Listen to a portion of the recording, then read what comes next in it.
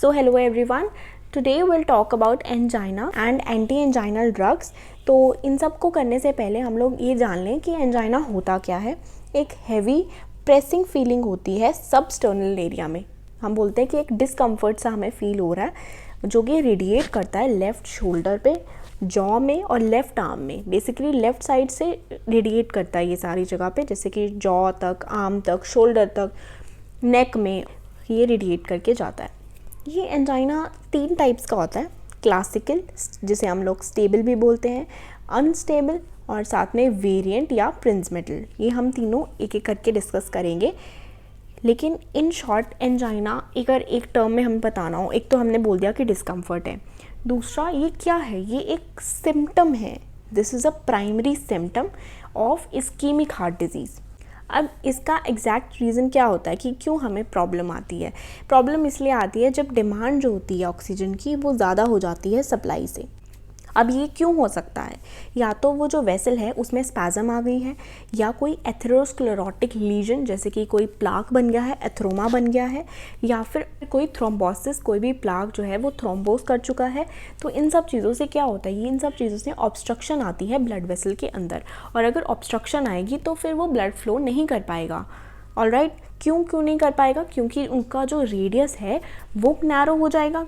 Obviously जब spasm होता है तो भी नैरो होगा, कोई लीजन, कोई प्लाक वहाँ पे फंस गया है तो भी नैरो होगा रेडियस जिसमें से ब्लड फ्लो करेगा।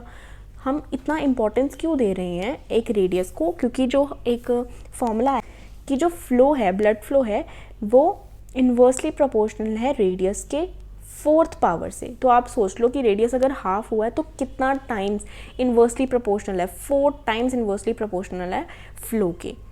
ऑलराइट, दिस इज़ ये रेडियस किसका है, ये आर्टरी के ल्यूमेन का रेडियस है। तो पहले हम लोग एक जिस्ट ले लेते हैं कि स्टेबल, अनस्टेबल और वेरिएंट में होता क्या है। जो स्टेबल वाला है सबसे पहला, उसमें प्लाक जो है वो स्टेबल होगा। एज यू कैन सी, इसमें ये जो आपको ब्लू कलर का प्लाक दिख रहा है ये स्टेबल है, ये रिमूव नहीं हो रहा, ये वहीं पे उतनी ही लेंथ डायमेंशंस में वहीं पे बैठा हुआ है। So this is stable. Unstable में क्या है कि जो प्लाक है वो उखड़ जाता है और वो रिमूव कर जाता है यहाँ से। उसमें क्या होता है कि ब्लड क्लॉट्स आ जाते हैं। ब्लड क्लॉट कैसे आते हैं, प्लाक लगा हुआ था, उसके बाद क्या हुआ कि प्लेटलेट्स आए, वहाँ पे एडहेयर करे, प्लेटलेट्स की एडिशन होती है, साथ में एग्रीगेशन होती है और फिर थ्रोम्बस बन जाता है। और ये जो थ्रोम्बस है ये रिमूव होकर पूरी की पूरी ब्लड वेसल को क्लॉट कर सकता है कहीं पे भी जाकर। तो ये अगर ये ब्लड क्लॉट जो है वो ज़्यादा बढ़ता गया, प्लेटलेट ज़्यादा आते गए, तो इसने अगर ऑक्लूड कर दिया पूरी तरीके से, तो फिर मायोकार्डियल इन्फाक्शन हो सकता है। MI जिसे हम बोलते हैं मायोकार्डियल इन्फाक्शन, जो कि एक सिवियर फॉर्म है एंजाइना की। सो एंजाइना की सिवियर फॉर्म कौन है, मायोकार्डियल इन्फाक्शन, जो कि अनस्टेबल एंजाइना में अगर ब्लड क्लॉट जो है वो पूरी तरह ऑक्लूड कर दे ल्यूमेन को। Next is variant. वेरिएंट में हमने वेजोस्पैज़म होता है। वेजोस्पैज़म में से पिचक जाती है, जैसे यहाँ पे श्रिंक हो गई, पिचक गई थे ना, तो दिस इज़ वेजोस्पैज़म, वेरिएंट या फिर प्रिंसमेटल। तो इन तीनों में से सबसे पहला है हमारा क्लासिकल और स्टेबल एंजाइना। तो ये जो स्टेबल एंजाइना है इसे हम लोग टिपिकल भी बोल देते हैं और साथ में इसको एफर्ट इंड्यूस्ड भी बोल देते हैं। टिपिकल बिकॉज बहुत ही कॉमन है, सबसे कॉमन है, इसलिए टिपिकल। अगर हम सिर्फ एंजाइना की बात करेंगे तो हमारे दिमाग में सबसे पहले स्टेबल ही आएगा।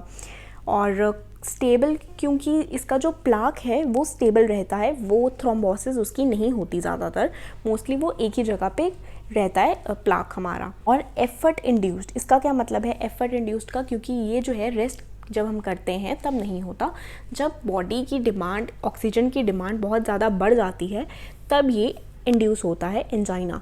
तो हमारी बॉडी की डिमांड कब बढ़ती है, जब हम लोग एक्सरसाइज करते हैं, वर्कआउट करते हैं, या फिर हमारा कोई इमोशनल ट्रॉमा होता है।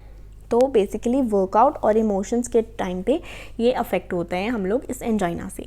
ट्रीटमेंट हम इसका कैसे कर सकते हैं, ट्रीटमेंट नाइट्रोग्लिसरीन, और रेस्ट करेंगे तो भी ये ट्रीट हो सकता है, और नाइट्रोग्लिसरीन यूज़ करेंगे तो भी ये नॉर्मलाइज हो जाएगा। तो ये सबलिंगुअल टैबलेट होती है, तो कभी हमने माउथ में रख लिया जब हमें पता है कि हमें कोई एक्सरसाइज करनी पड़ेगी, जैसे कि हमें सीढ़ियाँ चढ़नी है, तो हम उससे पहले ही वो रख लेंगे ताकि एंजाइना को हम प्रिवेंट कर सकें। इसमें एथेरोस्क्लेरोटिक नैरोइंग होती है।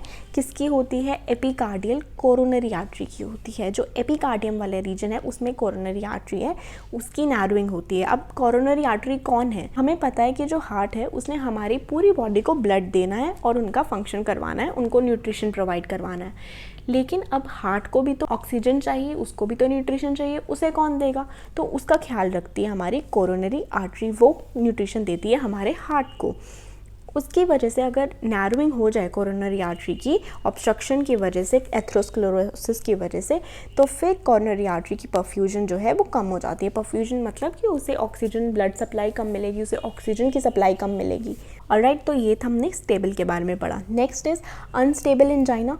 हमने अनस्टेबल क्यों बोला? क्योंकि इसमें जो प्लाक होता है वो रप्चर कर जाएगा, वो उसका अल्सरेशन हो जाएगी, उसका इरोजन हो जाएगा उस प्लाक का, और मतलब हम कह सकते हैं कि वो थ्रोम्बोजेनिक है, तो उसका थ्रोम्बस बन सकता है। अनस्टेबल बेसिकली बोल दिया तो आपको पता लगना चाहिए कि जो प्लाक है वो स्टेबल नहीं है, वो रप्चर करेगा, इरोड करेगा और थ्रोम्बस बनाएगा। साथ में उसमें प्लेटलेट का एडिशन और एग्रीगेशन होती है। इन्फेक्शन इनिशियली शुरुआत में सब एंडोकार्डियल होती है, उसके बाद धीरे धीरे अगर ज़्यादा हो तो फिर पूरी की पूरी होल वेसल जो है वो ऑक्लूड हो जाएगी through the with the plaque. सब एंडोकार्डियल का मतलब है ये वाला रीजन जो एकदम इनर मोस्ट वाला रीजन है। तो सबसे पहले हम बोलते हैं कि इनर मोस्ट रीजन में इन्फेक्शन आती है। क्यों?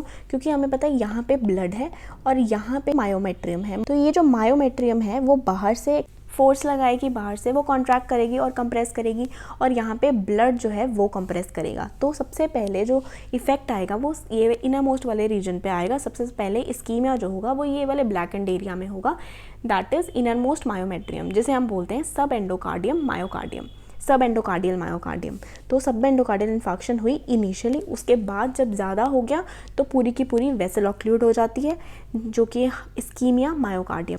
अगर ये जो इस्कीमिया है ये 20 मिनट से या 30 मिनट से ज़्यादा रहता है इस्कीमिया, तो फिर इन्फेक्शन होने के चांसेस बहुत बढ़ जाते हैं। ये जो है रिस्पॉन्ड नहीं करता रेस्ट पे, मतलब जैसे हमने जो स्टेबल वाला किया, ये हमने बोला कि इसका जो ट्रीटमेंट है या तो नाइट्रोग्लिसरीन दे दो या फिर रेस्ट करवा लो तो ठीक हो जाएगा। लेकिन unstable angina doesn't respond to rest, इसमें रेस्ट से कोई फ़र्क नहीं पड़ता। स्टेबल का और एक क्या डिफरेंस है कि एक तो ये स्टेबल नहीं है, दूसरा ये रेस्ट पे इफेक्ट नहीं करेगा, तीसरा कि ये जो पेन है इसकी फ्रिक्वेंसी ज़्यादा होती है, इंटेंसिटी और ड्यूरेशन इसकी ज़्यादा होती है स्टेबल के कंपैरिजन में। और ये रेस्ट के टाइम पे हमें हो सकता है, जैसे कि हम सो रहे हैं या फिर बहुत ही मिनिमल एक्टिविटी कर रहे हैं, उसके टाइम पे भी अनस्टेबल एंजाइना कैन अकर। और अनस्टेबल एंजाइना में जो पेन होती है वो एकदम से आती है। स्टेबल में हमें धीरे धीरे पता लगता है कि हमने बहुत एक्टिविटी की, अब हमारा स्टेबल एंजाइना आने वाला है। लेकिन अनस्टेबल एंजाइना कभी भी आ सकता है, वो हमें शॉक ही लगता है कि अब आ गया है। नेक्स्ट जो है दैट इज प्रिंजमेटल, जिसे हम वेरिएंट एंजाइना भी बोलते हैं, वेजोस्पैस्टिक भी बोलते हैं। वेजोस्पैस्टिक सबसे ज़्यादा इंपॉर्टेंट वेजोस्पैस्टिक नेम है क्योंकि इससे हमें पता लग रहा है कि इसमें एक्चुअली होता क्या है। वेजोस्पैस्टिक का मतलब क्या है कि जो वेसल है उसमें स्पैज़म आया हुआ है और स्पैज़म की वजह से उसमें ब्लड जो है नहीं पहुंच पा रहा और ऑक्सीजन नहीं पहुंच पा रही, जिसकी वजह से इस्कीमिया हो रहा है। और ये जो इस्कीमिया होता है ये स्टार्टिंग से ही ट्रांसम्यूरल इस्कीमिया हो रहा है। जैसे उसमें हमने ये वाले मायोकार्डियम में जो बोला था कि सब एंडोकार्डियल मायोकार्डियम में इन्फेक्शन आती है सबसे पहले, लेकिन प्रिंजमेटल में ऐसा नहीं है, पूरे के पूरे ट्रांसम्यूरल, पूरे के पूरे मेम्ब्रेन्स में इस्कीमिया आता है। More common in females. और ये जो स्पैज़म अगर आता है तो मतलब हार्ट को नहीं मिल पा रही ब्लड सप्लाई, इसका तो यही मतलब हुआ। तो हम क्या करेंगे अगर स्पैज़म है, उसको ट्रीट कैसे करेंगे? हम उस स्पैज़म को खोलने की कोशिश करेंगे। तो हम क्या देंगे? कोरोनरी आर्टरी डायलेटर्स, वो हम नाइट्रोग्लिसरीन से करवा सकते हैं। ये नाइट्रेट्स, बीटा ब्लॉकर्स ये हम करते हैं। पर पहले हम बेसिक पढ़ रहे हैं कि एंजाइना जो है कितने टाइप्स का होता है। 3 टाइप्स का, स्टेबल, अनस्टेबल, वेरिएंट। वेरिएंट में स्पैज़म आता है। अनस्टेबल में जो प्लाक होता है वो अनस्टेबल होता है, वो रप्चर कर जाता है और थ्रोम्बोसिस हो जाती है। क्यों रेस्टिंग ठीक हो जाता है ये वाला जो क्लासिकल स्टेबल है? क्योंकि इसमें ऑक्सीजन की डिमांड कम हो जाती है। हमें ऑक्सीजन की डिमांड इतनी कम कर देते हैं कि वो ठीक हो जाता है। लेकिन अनस्टेबल में ऐसा क्या होता है कि क्यों नहीं ऑक्सीजन की डिमांड, रेस्ट करने पे भी ऑक्सीजन की डिमांड कम हो जाती है, लेकिन उसमें जो प्लाक है वो थ्रोम्बोसिस उसकी इतनी हो चुकी है कि इतना वो ऑक्लूड हो गया है कि डिमांड चाहे कम हो, सप्लाई है वो बहुत ही कम जाती है। तो इन सब को ट्रीट करने के लिए हम क्या करेंगे? एंटी एंजाइनल ड्रग्स देंगे। एंटी एंजाइनल ड्रग्स 5 टाइप्स की हैं। नाइट्रेट्स, बीटा ब्लॉकर्स मतलब बीटा रिसेप्टर्स होते हैं हमारे हार्ट में, हमारी वेसल्स में, तो उनको ब्लॉक कर देते हैं। Calcium channel blockers, potassium channel openers, sodium channel blockers. Potassium channel openers की एग्जांपल है नाइकोरैंडल और सोडियम चैनल ब्लॉकर्स की है रेनोलाइजिन। ये जो सोडियम, पोटाशियम, कैल्शियम है, इनको ब्लॉक करके क्या मिलता है, कहाँ पे है ये हमारे चैनल्स जो हैं ये हमारे मायोकार्डियल सेल्स में होते हैं। तो ये जो सेल है इसमें क्या होता है कि ये वाली जो फेज़ है दैट इज़ डीपोलराइजेशन हो रही है ऊपर की तरफ, इसमें सोडियम की एंट्री होती है, सोडियम की एंट्री। ये वाला जो फेज़ है इसमें होती है पोटाशियम की एग्जिट, बाहर चले जाता है, बाहर जाता है पॉजिटिव चार्ज, सभी वो नेगेटिव की तरफ आता है। मान लो नीचे नेगेटिव है, ऊपर पॉजिटिव है, ऑलराइट। तो अगर पॉजिटिव चीज़ बाहर जाएगी तो फिर क्या होगा, पॉजिटिविटी ख़त्म होएगी अंदर, तो फिर वो हल्का सा नीचे जाता है। लेकिन क्यों ये स्टेबल बन जाता है, क्योंकि पोटाशियम चलो बाहर निकल रहा है, लेकिन साथ में कैल्शियम अंदर आ रहा है। तो कैल्शियम जो है वो पोटाशियम का निकलना कंपेंसेट कर देती है, इसीलिए एक प्लेटो फेज़ आ जाता है, स्टेबल फेज़ आ जाता है।